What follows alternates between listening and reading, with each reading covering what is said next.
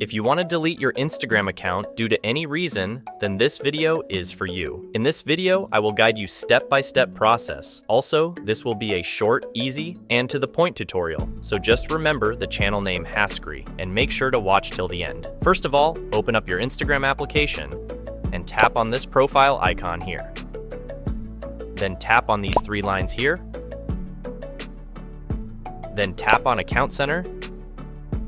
Then tap on Personal Details. Then tap on Account Ownership and Control.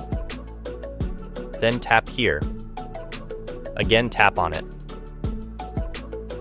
Select this second option, Delete Account. Deleting your account is permanent. When you delete your Instagram, your profile, photos, videos, comments, likes, and followers will be permanent removed. If you'd just like to take a break, you can temporarily deactivate your account. Once understood, press on Continue. Select any reason and press on Continue. Here enter your Instagram password and tap on Continue, and your Instagram account will be deleted permanently. If you found this video helpful, make sure to leave a like and subscribe to our channel. Thanks for watching.